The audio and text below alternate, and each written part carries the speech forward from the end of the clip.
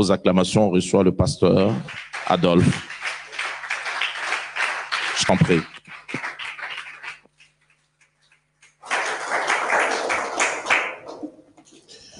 Adonai Père, merci pour ce deuxième jour. Merci pour le ciel qui est ouvert.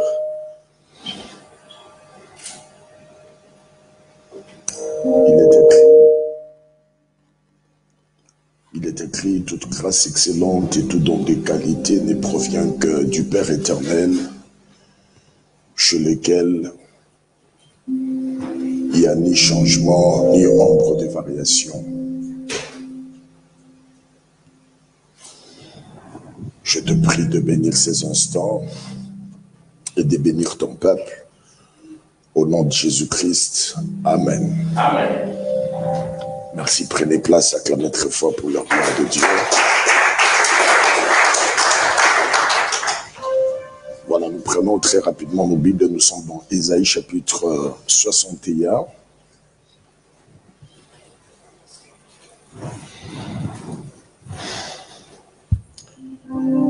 Ésaïe chapitre 61. Nous commencerons à lire juste le premier verset, le deuxième verset, donc deux versets. Ésaïe 61, verset premier. Ésaïe chapitre 61, Et le verset 1, je lis au nom de Jésus. L'Esprit du Seigneur, l'Éternel, est sur moi, car l'Éternel m'a oint pour porter de bonnes nouvelles aux malheureux. Il m'a envoyé pour guérir ceux qui ont le cœur brisé, pour proclamer aux captifs la liberté et aux prisonniers la délivrance. Amen. Prenez place et que Dieu vous bénisse.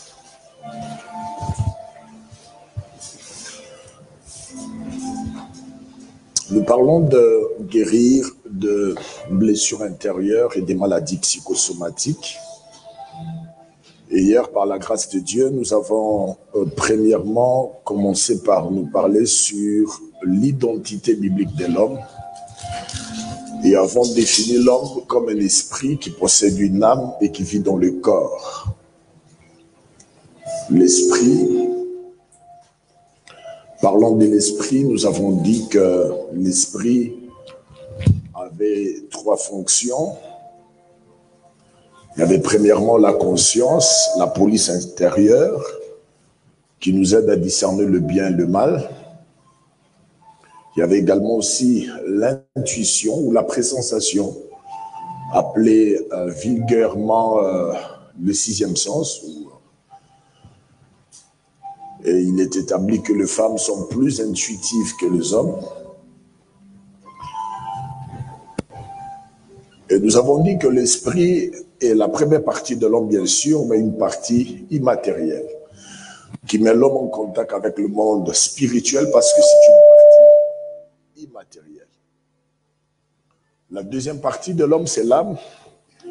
Et nous avons dit que l'âme avait trois fonctions, la fonction volitive, la volonté, la fonction émotive, les émotions et la fonction affective. Le corps, quant à lui, j'aimerais que vous puissiez très bien retenir cela parce que ce soir, je veux vraiment traîner autour de ça. Le corps, comme je l'ai si bien dit, qui a 7 systèmes vitaux. D'abord, le système nerveux, le système respiratoire, le système cardiovasculaire, le système locomoteur, le système digestif, le système urogénital et le système cutané. Retenez parce que je vais revenir là. Alors, j'aimerais ce soir d'abord commencer par des définitions.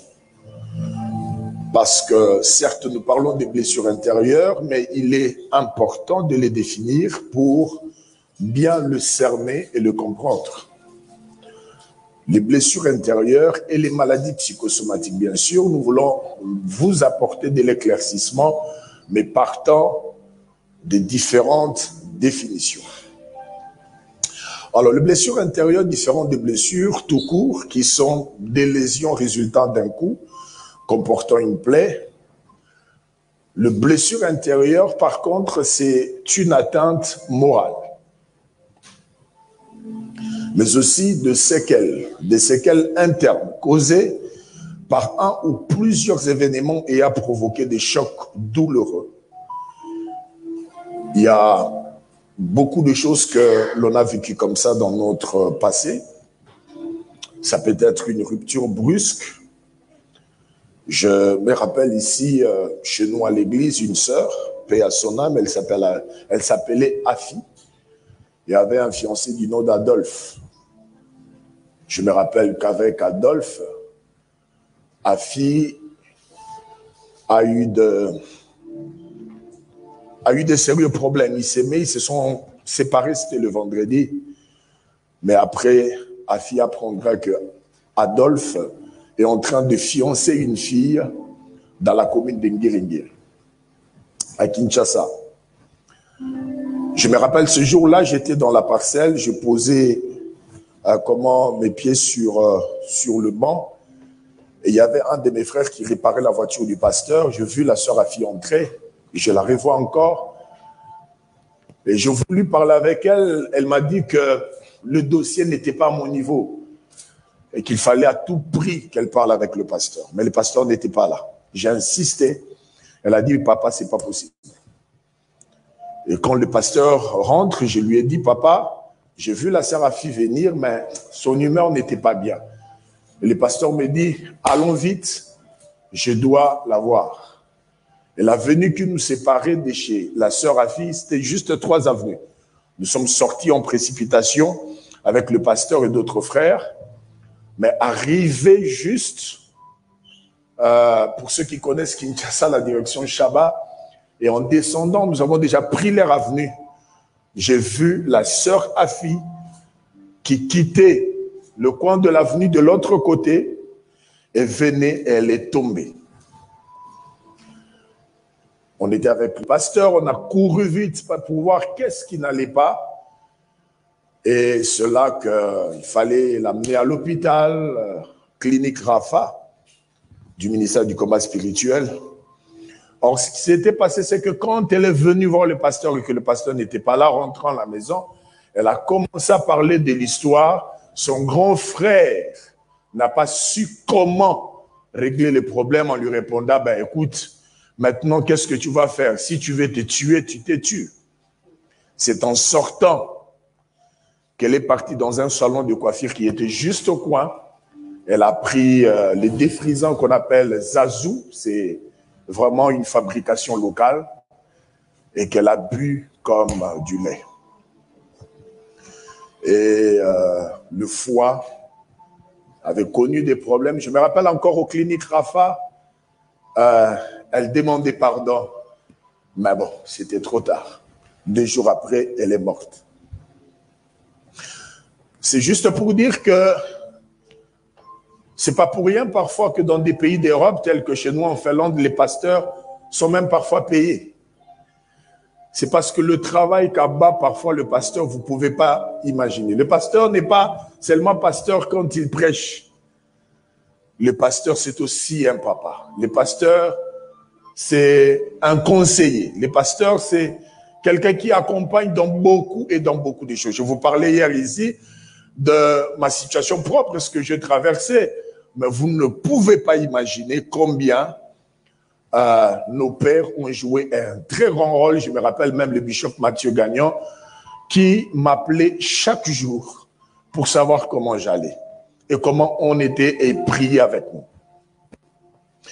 J'aimerais tout simplement, en introduisant, vous dire que si il s'avère que vous avez un problème comme ça, prenez rendez-vous avec votre papa.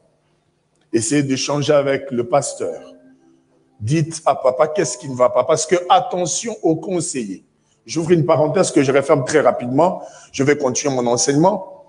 Il faut toujours faire très attention avec le conseiller parce que tout conseil porte en soi la sémence du caractère du conseiller. Lorsque tu vas exposer un problème auprès d'une personne, les conseils qu'il te donne, il te transmet en même temps les germes de son caractère. Si c'est un orgueilleux, son conseil ira dans ce sens-là. C'est ainsi qu'il a toujours été important de parler à un homme spirituel, à un pasteur, qui peut bien faire la lecture de la situation et peut te dire exactement comment tu dois réagir. Je referme la parenthèse. Donc, cela peut partir d'une rupture brusque, sans raison valable, surtout quand on a vraiment aimé. Je parlais de ce sujet à Kinshasa, le frère qui m'interprétait, quand j'ai dit, mais vous savez, il peut même arriver que cela vous coupe l'appétit. Le frère a dit, moi jamais, moi je mange. Même quand je suis dans des situations compliquées. Je lui ai posé juste une question. J'ai dit, est-ce que dans ta vie, tu as déjà aimé? Parce que quand on a aimé, vous ne pouvez pas imaginer, vous pouvez même expliquer au mur. Dire même au mur, tu peux parler avec elle, qu'est-ce que je lui ai fait? Il est arrivé même parfois à des personnes plus âgées, mais parler à des petits garçons, parce qu'il était blessé. Surtout pour la femme, parce que la femme aime avec le cœur, c'est l'homme qui aime avec la tête. Quand l'homme aime, l'homme réfléchit. Mais la femme ne réfléchit pas, elle se donne tout entier.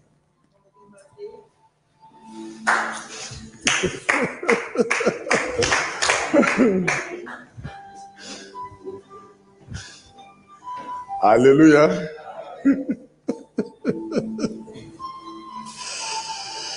Mais aussi les abus sexuels. C'est comme ça même que dans la charte de l'Alliance, lorsque Dieu donne à Moïse le décalogue, mais aussi des lois révélatives, le précepte dans Exode chapitre 21, Dieu insiste même que si un garçon, par sa folie, allait séduire même une jeune fille vierge, et qu'elle arrivait justement à sortir avec cette jeune fille, Dieu recommandait à Moïse en disant que ces garçons prennent cette jeune fille en mariage. Et que si le garçon ne le fait pas, et qu'il n'est pas capable de prendre la jeune fille en mariage, eh bien qu'il soit vendu comme esclave. Or, dans Exode chapitre 22, la loi sur l'esclavage parlait de si on achetait un esclave hébreu, le monsieur devait travailler pendant 6 ans. Ce n'est qu'à la 7e année qu'il sortira libre. Et si au cours de son esclavage, le monsieur arriva à avoir une femme et des enfants, Dieu dit que quand il sortira la 7e année, il sortira seul, mais sa femme et ses enfants resteront une propriété du maître. Mais s'il dit, non, j'aime ma femme, j'aime mes enfants, j'aimerais bien les garder, alors la Bible dit que le maître devrait l'amener dans le temple, et là, on devrait lui percer l'oreille. Et tous ceux, bon, je vois des jeunes parfois avec des boucles d'oreilles, des hommes surtout, en Israël, quand on voyait un homme avec une boucle d'oreille, eh bien, cela signifiait tout simplement que c'est un esclave à vie. Pourquoi? Pour avoir séduit une jeune fille dont il n'a pas été capable de prendre en mariage. Pourquoi Dieu a voulu que les choses soient comme ça? C'est parce que ces choses ont des conséquences que vous ne pouvez pas imaginer. Mais aussi la perte d'un être cher. La perte d'un être cher. Maman qui part comme ça, qui vous laisse trop jeune. Papa qui part. Et derrière, maman qui te disait, je serai toujours là pour toi. Mais qui part comme ça. Papa qui vous laisse comme ça. Et ça, c'est du choc. Tout ça, c'est au niveau de l'âme. C'est au niveau interne. Et parfois la calomnie, la médisance, des choses qu'on entend parfois sur nous. Vous savez, la langue est plus musclée que le bras. La torture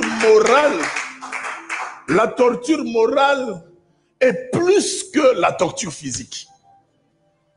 Quelqu'un qui reçoit des coups, c'est encore mieux. Quelqu'un qu'on peut gifler.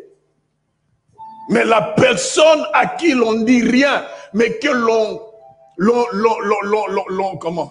soumet à un traitement, dont on ne dit rien, on te regarde seulement, mais on continue à te faire souffrir moralement, cette personne-là souffre plus que celui qui reçoit des gifles. La culpabilité. Papa, beaucoup n'ont jamais réussi à se pardonner. Parce que Pardonner l'autre, c'est encore bien. Demander à Dieu pardon, oui, mais c'est pardonner soi-même. Ça, c'est encore...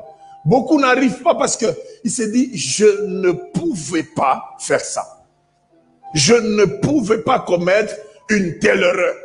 Je me rappelle d'une sœur qui s'est confessée dans mon bureau. Elle me parlait comment elle avait attrapé le sida. Elle était encore vieille. C'est le premier homme avec qui il est sorti.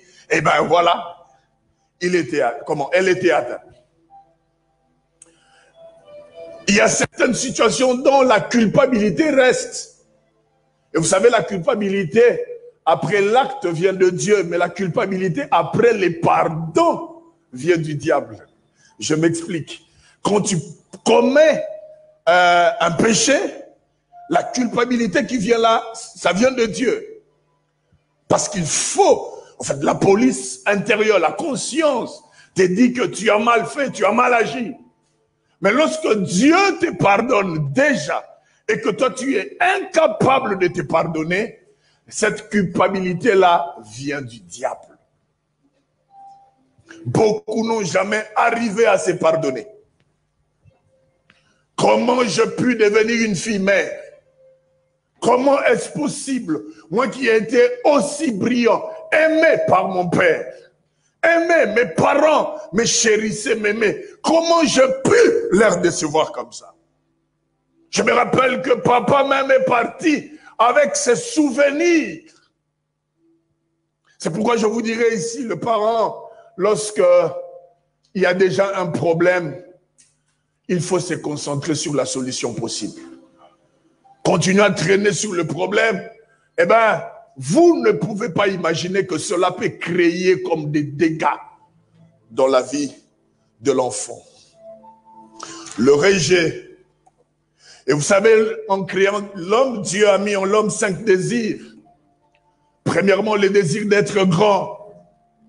Nous avons tous cette soif d'être grand, cette soif du bonheur qui est enraciné en nous.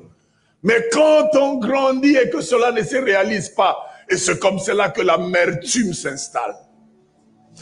L'amertume, par définition, c'est cet écart défavorable entre ce que l'on attendait et ce qu'on est en train de vivre. On s'attendait à autre chose, mais ce qu'on est en train de vivre est différent. On a peut-être commencé sa vie avec quelque chose. Il y a certaines personnes qui ont commencé à plus 50, d'autres à 50, d'autres à moins 0. Il y en a de ceux qui n'ont rien trouvé. Il y a de ceux qui ont trouvé des familles, ben voilà, tout est déjà bon. Voilà, la route est asphaltée. Elle n'a qu'à prendre le volant et puis bon, voilà, c'est bon. Mais il y en a d'autres qui ont trouvé que la route était bien sûre. La route existait, mais il fallait jeter quand même les caillasses. Mais il y en a d'autres qui n'ont rien trouvé. C'est-à-dire, il doit créer la route. Jeter les caillasses, mais après, asphalter. Pour passer après. Et cet écart défavorable, souvent, lorsque on essaye de voir parfois les amis, les autres, comment ils s'en sortent, et les soucis s'installent. Cet écart défavorable fait que beaucoup vivent des chocs, des déceptions au niveau de l'âme. Et c'est même ce qui a poussé Caïn à tuer Abel. Vous savez pourquoi Caïn a tué Abel? C'est parce que Caïn s'attendait à autre chose. Et si cela était tout au commencement, papa, alors qu'il n'existe même pas encore des races, il n'existait pas encore même des partis politiques, il n'y avait rien du tout, même pas des équipes de football, une famille, 2 frères, mais l'un a tué l'autre. Tout simplement à cause de quoi? De la déception, parce que l'amertume, il s'attendait à autre chose. Et à combien plus forte raison aujourd'hui? À combien plus forte aujourd'hui? Parce qu'aujourd'hui, beaucoup de choses nous séparent. La race et beaucoup d'autres choses. Je pense que même hier, nous étions séparés de Suisse. Alors que tous nous sommes Européens, n'est-ce pas? Mais hier, excusez-moi de rappeler, excusez-moi, j'arrête. J'arrête, je comprends que c'était quand même une blessure. Ok, on passe. C'est bon, on peut passer? Ok. Voilà. Donc il y a ce désir d'être grand, mais aussi le désir de se défendre. Tout le monde voudrait être capable de se défendre. Même quand la vie semble être rude, ben on se bat quand même, on se dit on va s'en sortir. Et cela commence depuis l'enfance. Et parfois même, je me rappelle comme ça dans l'enfance, même quand papa tapait maman et que tu es encore trop petit, tu n'as pas de force, mais tu viens quand même dire à papa, il faut arrêter. Et parfois tu donnes des coups qui font rien, mais tu donnes quand même des coups. Oh, amen. Le désir de se défendre, le désir sexuel, le désir de savoir choisir, mais surtout, le désir d'aimer et d'être aimé. On veut se sentir aimé là où on est, dans la famille, dans l'église. On veut se sentir aimé. Mais parce que toutes ces choses parfois arrivent, enfin tout ce qu'on s'attend n'arrive pas, beaucoup tombent dans les mécontentements. Vous savez, le contentement, c'est le secret de la vie. Le contentement, c'est le secret même de la longévité. Si tu veux vivre longtemps, tu dois apprendre à vivre dans le contentement. Le contentement parce que la situation peut changer avec le temps, mais aussi le contentement parce que la situation ne changera pas. Peut-être que ça ne changera pas. Tu resteras toujours élancé, court, noir. Avec ton teint peut-être. Mais le manque de contentement a poussé beaucoup à commettre pas mal d'erreurs. Est-ce que quelqu'un m'entend? Est-ce que quelqu'un m'entend? Et c'est ce qu'a fait l'apôtre Paul. L'apôtre Paul dit, ce que je fais une chose. Il dit, j'ai appris à être content de l'état où je me trouve. J'ai appris à vivre dans le bonheur et comme dans le malheur aussi. Quelqu'un me dit Amen. Vous savez, beaucoup ne savent pas que David avait des blessures intérieures. Le roi David avait des blessures intérieures. Quand vous entendez parfois ces psaumes de déclarations qu'il fait, vous aurez à comprendre quelque chose quand il dit que ma mère m'a conçu dans l'iniquité. Et quand vous voyez la vie même de David, vous allez voir que le jour où le prophète Samuel est venu à la maison, lui qui était jeune, voyez les traitements que ces garçons subissaient. Tout le vieux était à la maison, mais lui était dans le champ. Et vous imaginez dans la forêt. Et vous imaginez même que c'est le prophète qui rappelle à son père. Sont tous là, tous tes fils. C'est le prophète qui le rappelle. Et c'est à papa de se dire, ah ben oui, je me rappelle. Oui, il y a un garçon. Il y a un garçon. Donc c'était un garçon qui avait de sérieux problèmes. Mais David a appris à vivre dans le contentement. Écoutez sa déclaration. Il dit, je te loue, car je suis une créature si merveilleuse. Tu dois apprendre à vivre dans le contentement. Au-delà de ton passé, au-delà de ce que tu as vécu, et de la manière même que tu sois venu au monde. Amen. Amen. Tu dois apprendre à vivre dans le contentement. Je continue à jeter les bases. C'est très important. C'est le deuxième jour, je suis en train de construire. Alléluia.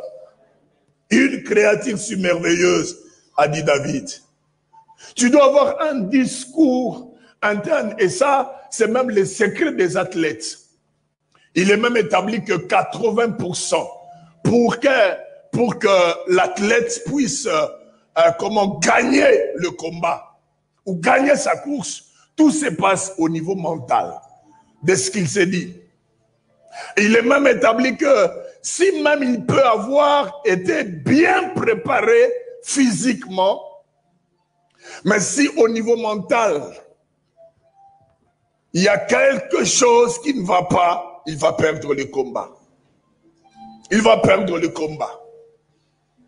Donc au niveau mental, il faut avoir un mental en métal. Est-ce que tu peux le dire à ton voisin? Mental en métal. Voilà. Être fort. La vie, elle est compliquée. Nous vivons des situations parfois. Personne n'aura pitié de toi. Ne t'attends pas. Je le dis par expérience. Personne n'aura pitié de toi. Tu dois te battre pour t'en sortir. Et c'est très important. Alléluia. Tu dois vivre dans les contentements. Savoir que tu n'es en course avec personne. Voilà. Tu n'es en course avec personne.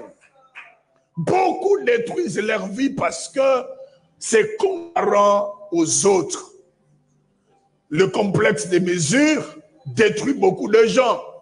Surtout avec Facebook, avec Instagram, avec Snapchat, encore quoi? TikTok et tout ça. Oh, alléluia. Alléluia. Tu n'es en course avec personne. Tu vis ta vie. La montre nous sert juste à réguler nos programmes du jour. Mais l'horloge de la vie, c'est Dieu qui le porte.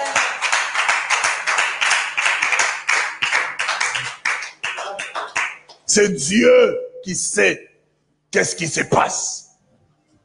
En te comparant aux autres, à vouloir être comme les autres, beaucoup sont tombés dans beaucoup de choses.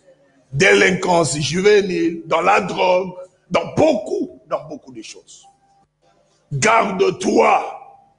Le Seigneur a un agenda avec toi. Amen. Il a des choses qu'il fera avec toi. Je dis, Dieu a des choses qu'il ne fera que avec toi. C'est ce que j'allais dire. Que avec toi. Pas avec quelqu'un d'autre. Quelqu'un me dit Amen. Amen. Alors, suivez-moi à partir d'ici très bien. Alors, lorsque la morale est soumise à des rudes épreuves au niveau physique, au niveau interne, pardon, au niveau de l'âme, l'esprit n'est plus calme. L'esprit est agité. Et parce que l'esprit est agité, le physique ne tarde pas à montrer des signaux de détresse. Rappelez-vous encore de Jésus à Gethsémani. Vous vous rappelez? Voilà. Parce que lui qui était 100% Dieu, 100% homme, mais voyez la pression. La pression. Parce qu'au niveau interne, il y avait déjà des problèmes. Son esprit était touché. Et bien, voyez, qu'est-ce qui est arrivé? La Bible dit que la sueur s'est changée en grumeaux de sang. Et il est établi que quand un homme atteint ce niveau-là, c'est-à-dire la tension a atteint un niveau qu'il ne peut pas résister 5 minutes. Mais Jésus a résisté.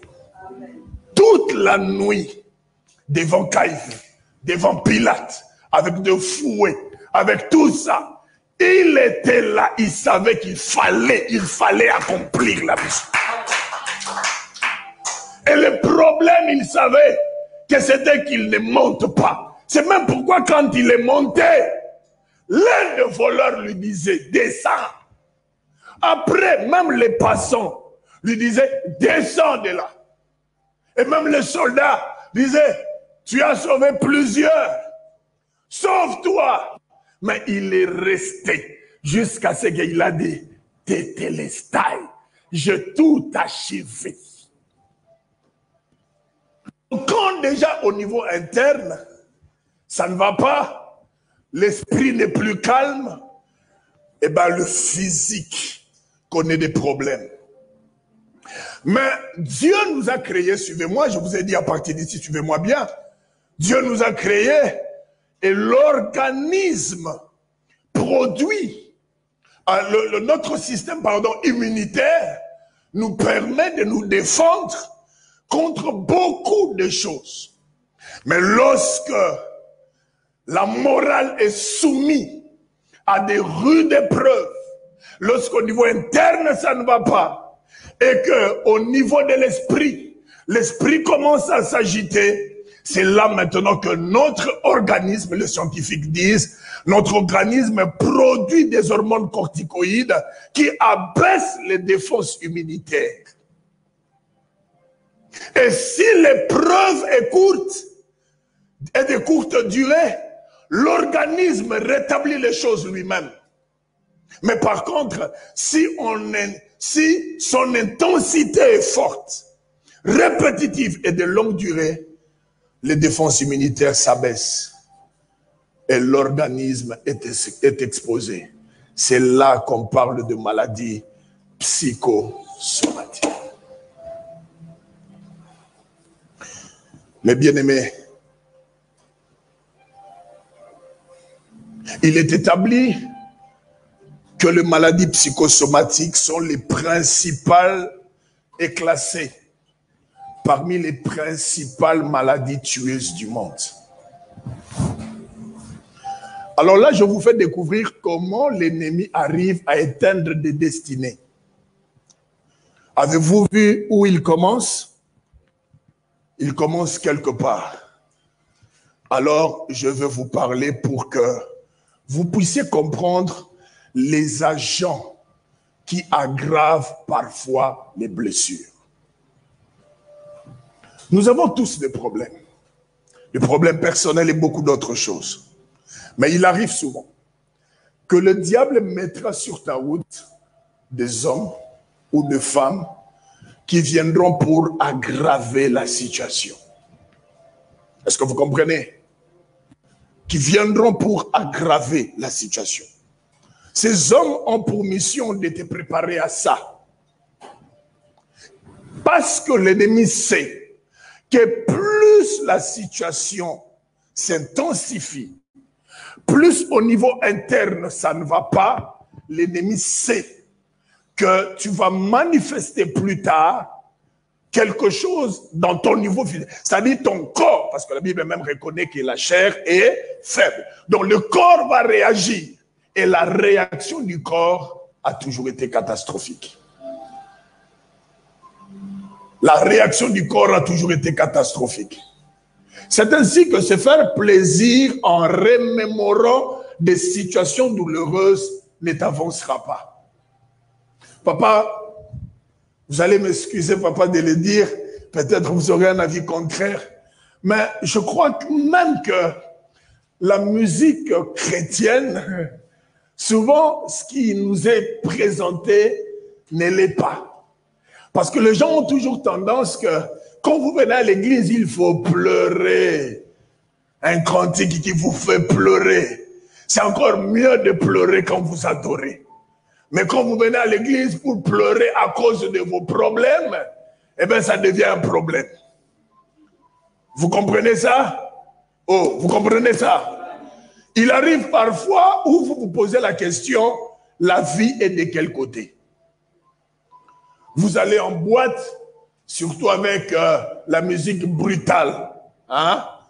La brutalité de la musique de ce jour-ci. Tu vois des jeunes être en mouvement. Des gens sautent et sont dans la joie. Mais quand tu viens à l'église, tu trouves des gens en train de pleurer.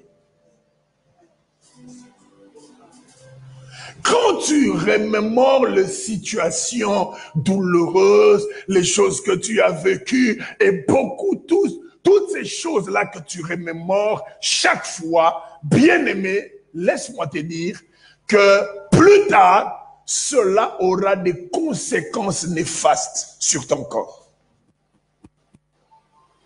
Écoutez ce que la Bible dit. Proverbe. On peut nous lire ce texte.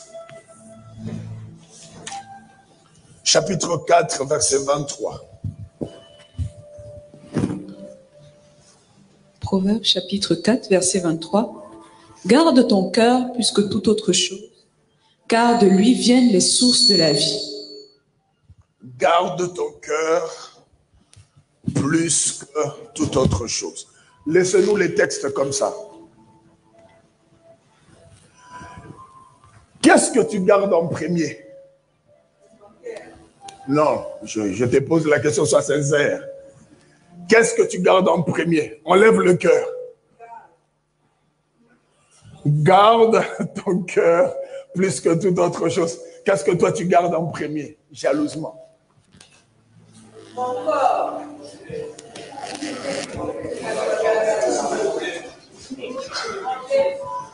L'argent, le téléphone, le mot de passe. Oui, le mot de passe. Quoi d'autre? Tu as plein de choses que tu gardes jalousement et que tu ne veux pas qu'on touche à cela. Mais la Bible dit, s'il y a une chose que tu dois garder, c'est ton cœur. Pourquoi ton cœur? Parce que plus ton cœur reçoit des coups, il y a des gens qui s'exposent pour rien. Tu vas t'exposer pour rien. Il y a certaines foi qui ne sont pas de foi, mais qui sont de la présomption. Imagine, tu es là, mais tu t'imagines que Obama va m'épouser. Voilà. Ah non, parlons-en. Non, je vous dis, le diable nous met parfois un esprit qui n'est pas normal. Comment tu peux suivre un homme marié qui a sa femme et toi tu es sûr qu'un jour il va quitter sa femme et il va t'épouser.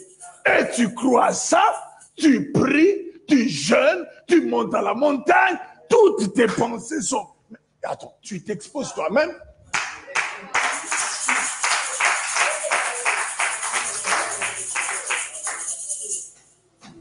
Le degré de la déception dépend du niveau d'attente.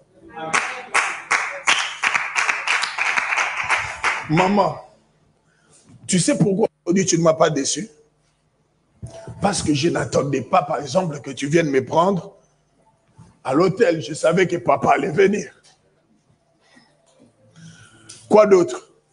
Qu'est-ce que je pouvais attendre de toi? J'attendais pas que tu me donnes du thé. Je savais que le protocole allait me le donner. Quoi d'autre? C'est-à-dire, c'est que tu attends de l'autre. Si par exemple j'attendais papa 18h, 19h, mais papa ne vient pas. 20h, eh bien je m'aurais inquiété. J'ai dit, mais pourquoi papa n'est pas venu? Donc le niveau de la déception est proportionnel à ce que tu t'attends. C'est pourquoi quand la Bible dit maudit soit celui qui se confie en l'homme. En fait, qu'est-ce que la Bible veut dire par là? C'est-à-dire, plus tu t'appuies sur l'homme, tu t'attends à quelque chose de l'homme, eh bien tu t'exposes. Beaucoup exposent leur cœur pour rien. Ouais, pour rien.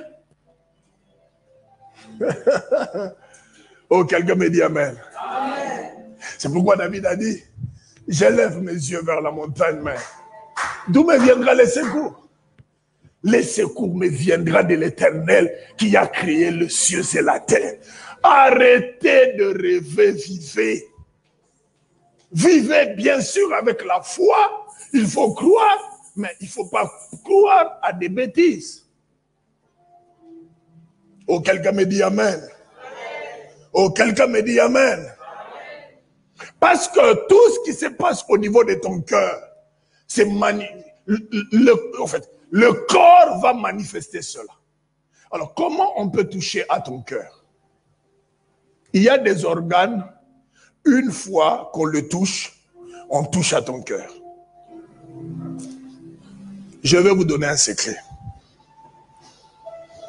Quelqu'un t'appelle au téléphone et commence à t'insulter. Après, qu'est-ce qu'il va demander?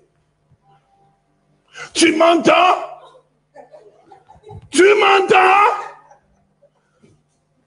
En fait, la personne va être sûre que ce que tu as dit là est entré. Oui. Alors moi, quand quelqu'un m'appelle et que je trouve, parce que quand je suis arrivé en Finlande, il y avait des aventures pareilles. Quelqu'un achète juste une puce, met ses unités, t'appelle, t'insulte, et puis c'est fini. Il y a des agents, vraiment, il y a des gens instrumentalisés par le diable. Tu dois les détecter. Qu'est-ce que je fais? Si quelqu'un m'appelle, déjà au début du conversation, je sens déjà que ça ne va pas. Je prends mon téléphone. C'est mon téléphone. Quelqu'un me comprend? C'est le téléphone à qui?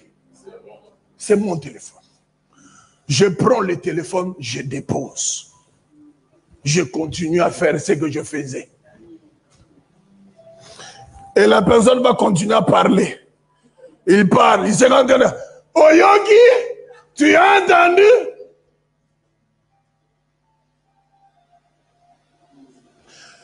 L'organe qui fait que ton cœur soit touché. Ça.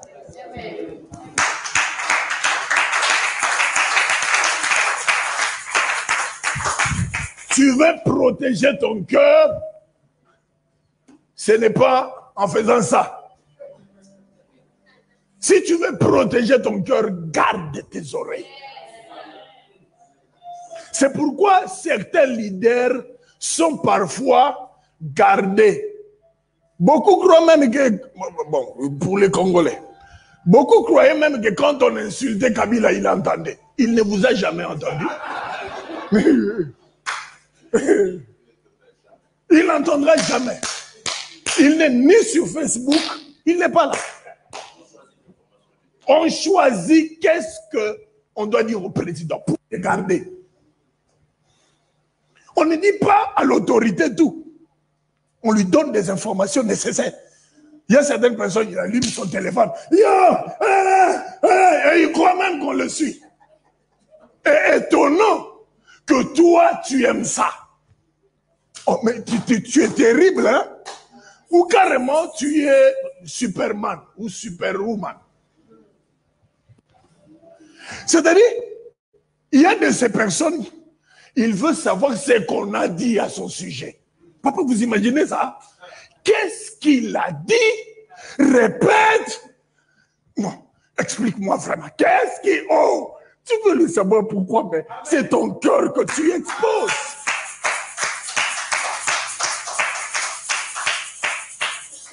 Tu veux bien vivre. Coupe tes oreilles avec ton village. Il y a des gens, papa, qui vivent en Europe, mais qui ne sont pas ici. Il est au courant de tout ce qui se passe au pays. Il est au courant. Et même quand il y a deuil ou fête, il est informé de tout.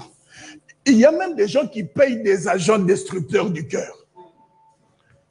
Il corrompt ses belles-sœurs pour que ce qu'on raconte, qu'on vienne lui dire. Mais c'est grave. Comment tu peux payer des agents qui viennent aggraver ta situation? Si tu veux aller loin, tu dois protéger ton cœur. C'est tes oreilles qui permettent que cela arrive. C'est pourquoi, papa,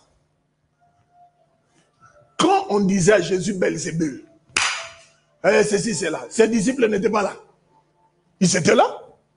Mais le jour qu'il leur a posé la question dans Matthieu chapitre 16, qui dit-on que je suis?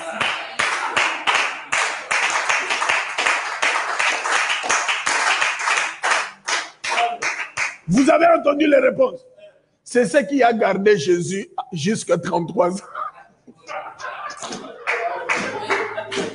C'est ce qui lui a permis d'accomplir sa mission. Tu es sur la terre parce que tu as une mission. Ah, je dis, tu es sur la terre parce que tu as une mission.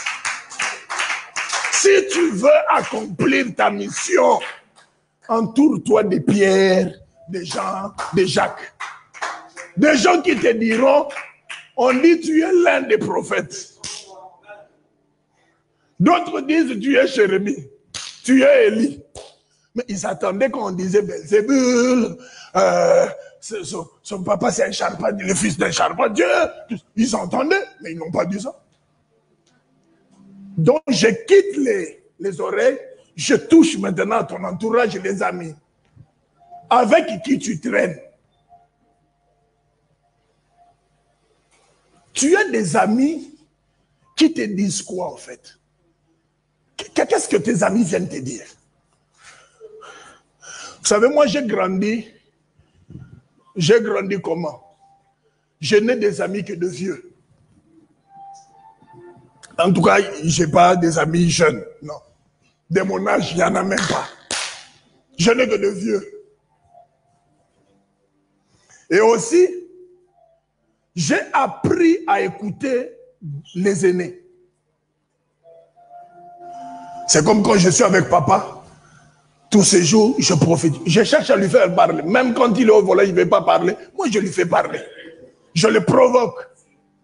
Je le provoque pour l'écouter. Et depuis que je suis là, j'ai appris beaucoup de choses. Je parlais avec ma femme ce matin.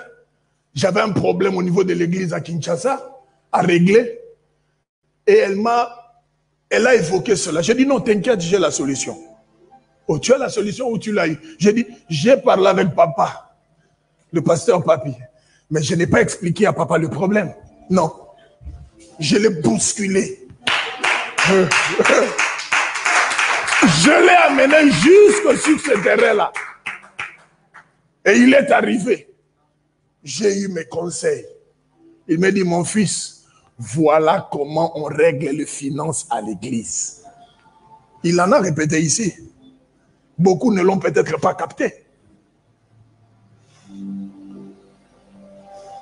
Le poids onctionnel se définit par rapport à une phrase, à un mot qui peut sortir de la bouche d'une personne dont tu peux en faire tout un séminaire. Il y a certains hommes, ils te parlent juste une phrase, tu apprends. Toi, tu traînes avec des gens, je ne sais pas qu'est-ce qu'ils te parlent. Franchement, je ne sais pas. On était avec les filles, tu sais, on a dit, surtout les Français, ils parlent.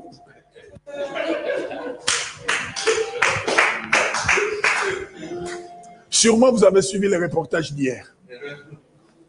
Je me demande même si Mbappé a dormi. Donc, on doit vraiment couper toutes les informations autour de Mbappé. Parce que c'est quand même une fierté nationale. Non, vous n'allez quand même pas français. Oubliez tout ce que Mbappé a fait. Oh, j'ai oublié que je prêchais, ok.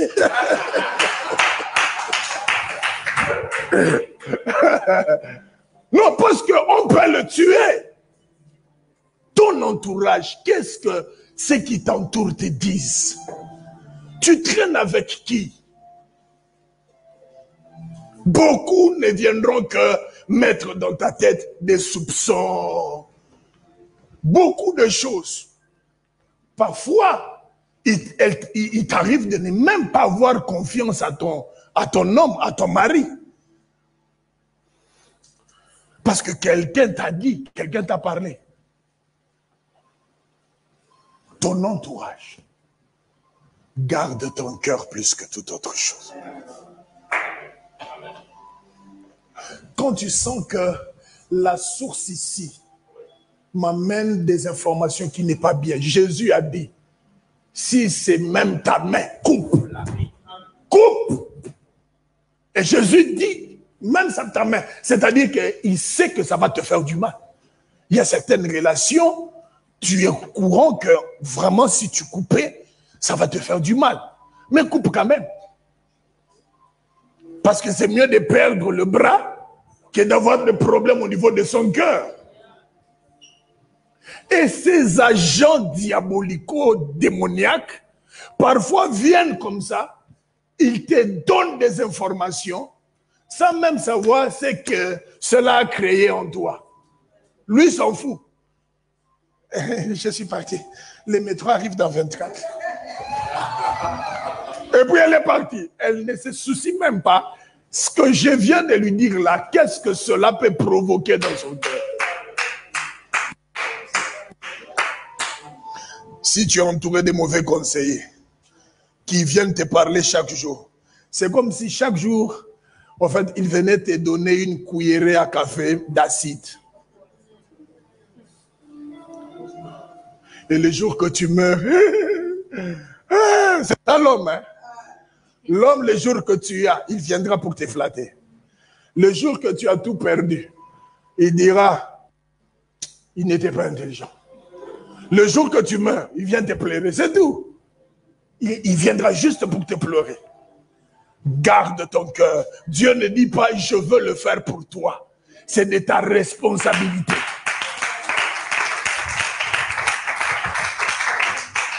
En cette matière, des maladies psychosomatiques, la responsabilité t'incombe.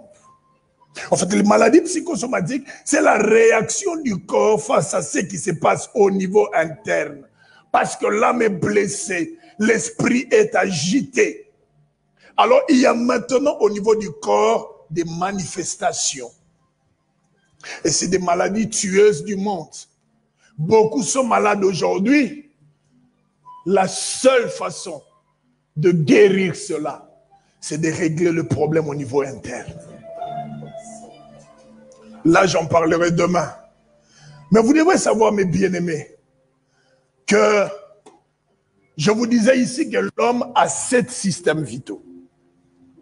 Beaucoup de soucis, des problèmes au niveau interne se répercutent au niveau physique et se manifestent par des maladies appelées des maladies psychosomatiques. Et quand cela touche le système nerveux, cela peut provoquer des maladies. Il y a certaines personnes qui ont atteint la folie. D'autres ont des problèmes, même l'AVC. Oh, alléluia. Même l'AVC. Beaucoup passeront devant le tribunal de Dieu. Ils seront accusés de meurtriers. Mais ils diront, Seigneur, qu'est-ce que je fais? Qu'est-ce que tu as fait? Dieu te fera voir ce que tu as fait. Il y a aujourd'hui des hommes malades à cause de leur propre femme. Il y a des parents malades à cause des enfants. Un enfant qui n'écoute pas. Maman a cru même que si tu venais à l'église, tu allais changer. Mais elle ne comprend toujours pas. Elle ne comprend toujours pas qu'est-ce qui se passe. Et quand le système nerveux est attaqué, il y a des maladies qui se manifestent. Je vous cite quelques-unes de ces maladies. La folie, le trouble mental, l'AVC.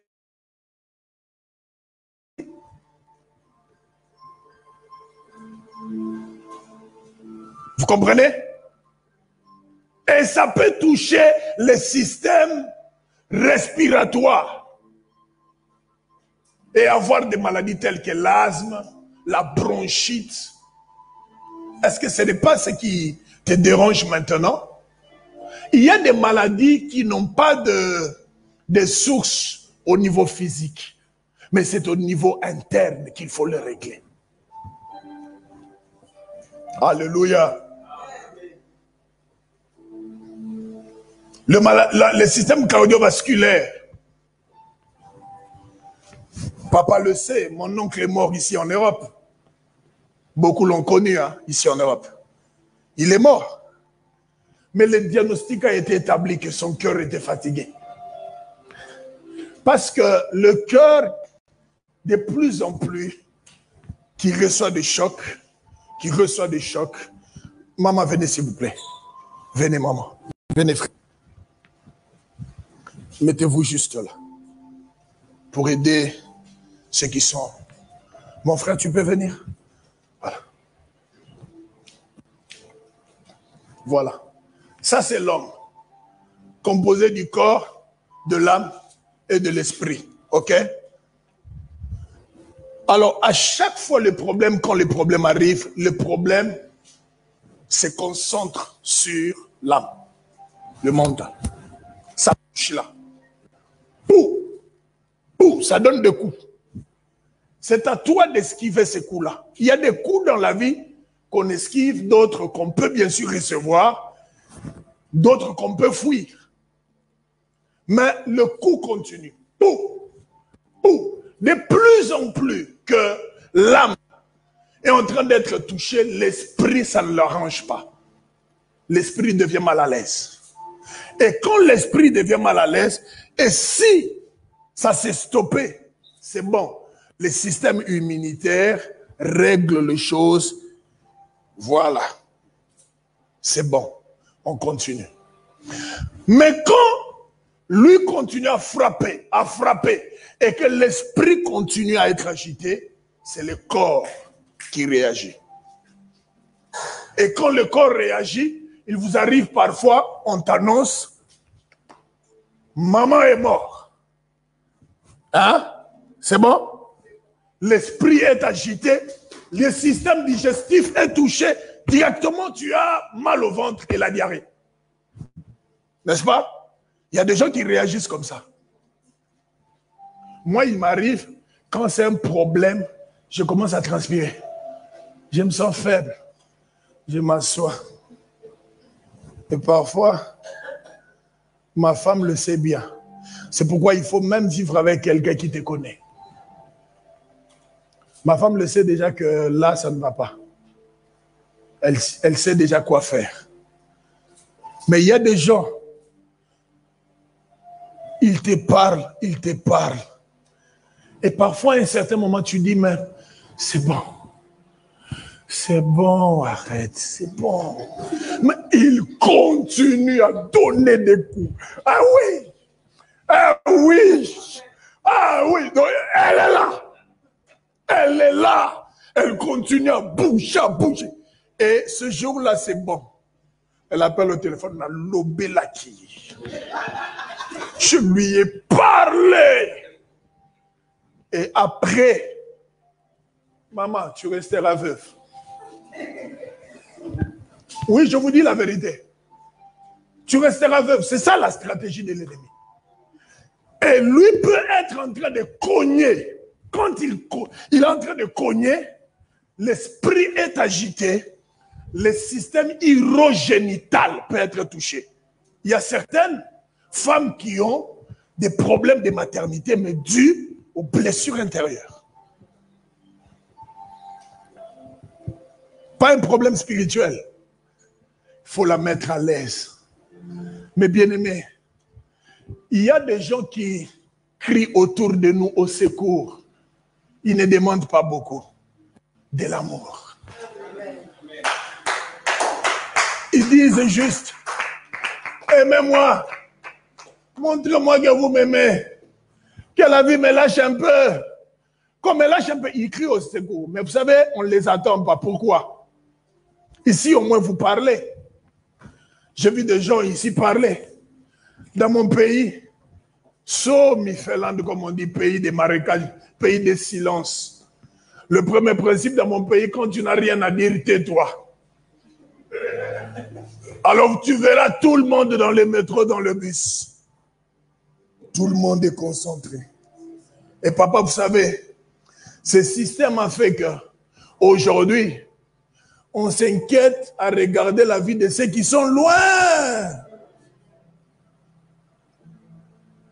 Et parfois même, c'est l'homme et la femme à la maison. Avec le téléphone. L'homme s'occupe des gens qui sont loin. Bon, les hommes ne s'occupent pas beaucoup, trop de temps.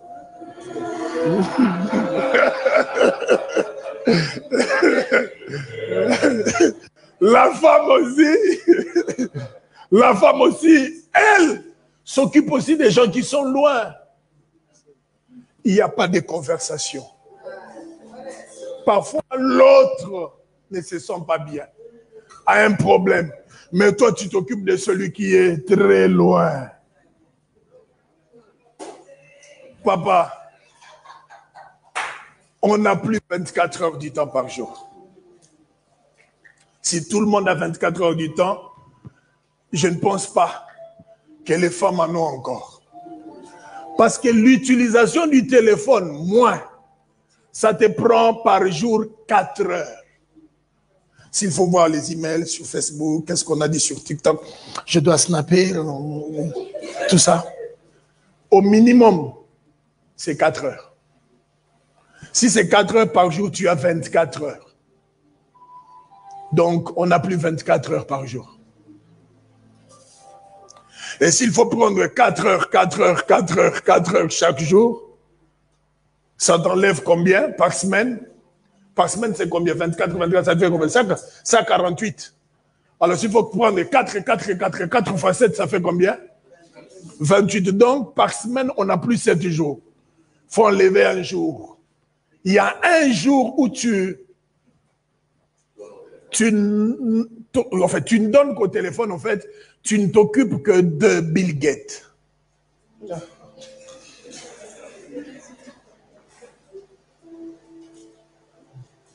Je vous dis la vérité.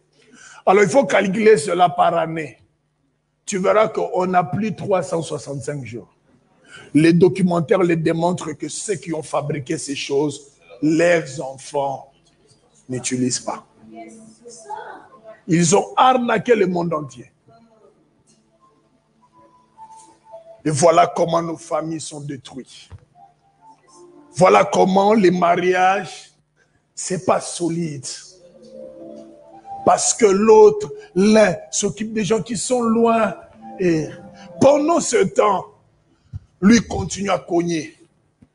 C'est même pourquoi la durée de la vie pose problème. Si lui cogne, il continue à cogner. L'esprit est agité. Le système cutané peut réagir. Et tu ne peux pas cacher ça. Vous remarquerez même le temps. Quand tu as des problèmes, même quand tu mets le lait de beauté, ça ne marche pas. Parce que le système cutané est touché. Tu as des boutons. Quelqu'un te regarde et dit, tu n'es pas bien. Même quand tu caches. Oh non, ça va, je vais bien. Mais il te dit non, ça ne va pas. Ça se voit que ça ne va pas. Alors, qu'est-ce qu'il faut faire maintenant comme solution, papa? C'est qu'il faut faire comme solution. Il faut que le corps, qui a des désirs, qui veut à tout prix se faire voir, qui veut plein de choses, qu'il apprenne au moins à le protéger. C'est ce que Dieu dit. Oh, on est où là? Voilà. C'est ce que Dieu dit dans Proverbe. Garde ton cœur. Qui doit garder son cœur? C'est lui. C'est lui qui doit jouer ce rôle. Parce que tout ce que lui va vivre, elle, l'âme, va vivre, aura des répercussions sur lui. Donc il faut que lui commence à les protéger. Dieu bénit sa parole.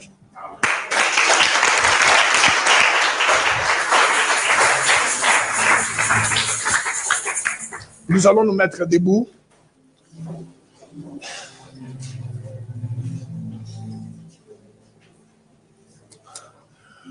Demain, je serai chaud.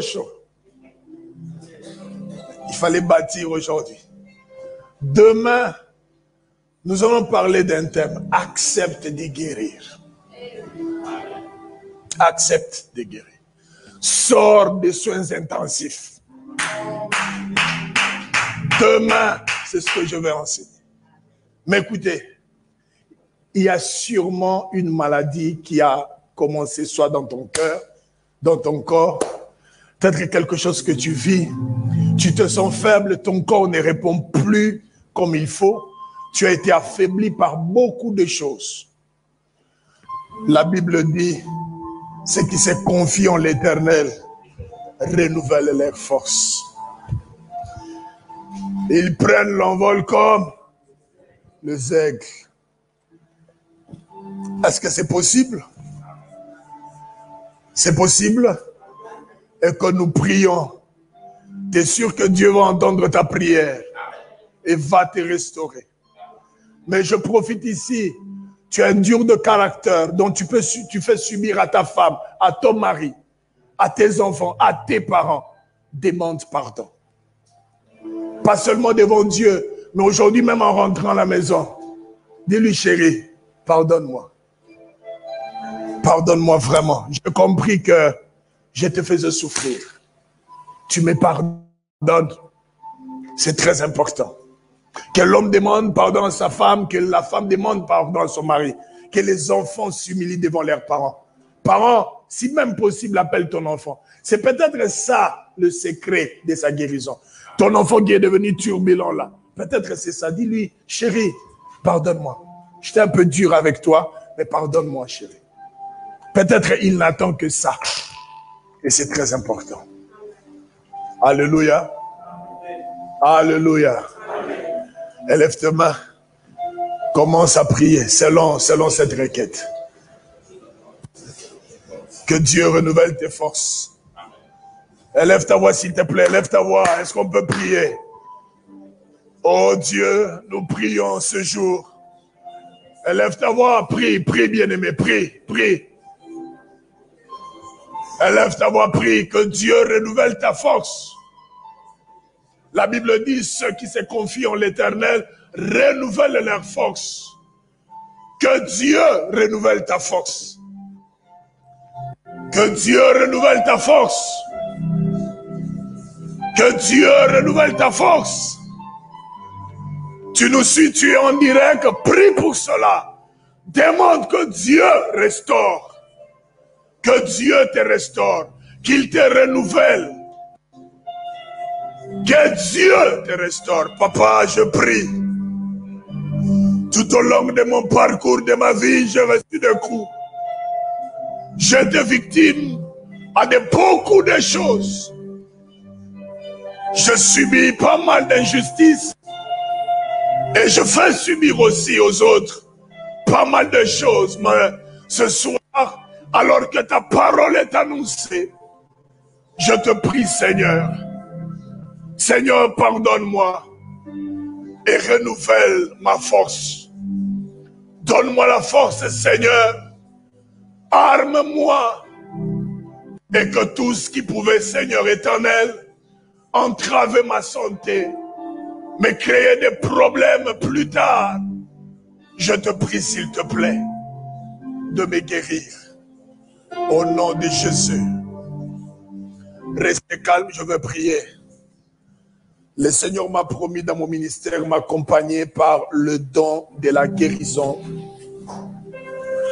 J'en ai vu dans mon ministère des guérisons miracles. J'ai vu des personnes être atteintes de maladies graves et compliquées, être guéries. J'ai vu beaucoup de choses. Et je suis en train de croire que sous cette onction, Dieu va sécher ta maladie. Seigneur, je prie en ma qualité de ton serviteur. Je prie pour ton peuple ici et ceux qui me suivent maintenant connectés en direct sur Facebook et sur YouTube. Je prie maintenant au nom de Jésus pour que tu visites tous ceux de personnes atteintes d'une maladie. Même si c'est une maladie psychosomatique, je te prie s'il te plaît.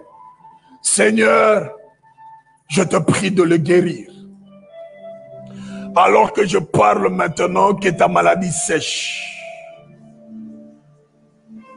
Je dis alors que je parle maintenant, que ta maladie sèche. Que tu aies un résultat positif auprès de ton médecin. Tu as peut-être des produits que tu prends. La tension te dérange. Tu as un problème avec ton système locomoteur. La tension, tu as un problème sérieux. Le rhumatisme et beaucoup d'autres choses qui te dérangent. Au niveau du système nerveux, au niveau du système respiratoire, cardiovasculaire, ton cœur a été touché. Au niveau du système locomoteur, digestif, urogénital, cutané, je prie au nom de Jésus que cette maladie sèche au nom de Jésus. Que mon Dieu te restaure, qu'il te donne de la force, qu'il te donne de la vitesse, qu'il te donne la force du buffle et que tu sois restauré au nom de Jésus-Christ de Nazareth. Amen.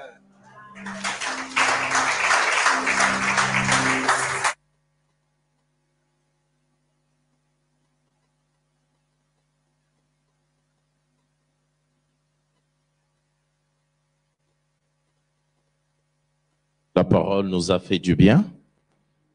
Que le Seigneur nous aide tous au nom de Jésus. L'homme de Dieu a déjà prié. Demain, c'est le dernier jour avec l'homme de Dieu. Et que Dieu nous bénisse. Inclinons nos têtes. C'est lui qui a sa dîme. Tu peux venir déposer ta dîme. Nous croyons que la dîme est la part de Dieu. Nous croyons que je peux manger toute l'orange, mais pas de pépins de l'orange, parce que cela est pour une sémence. Et nous croyons que quand je donne ma dîme, je donne au Seigneur.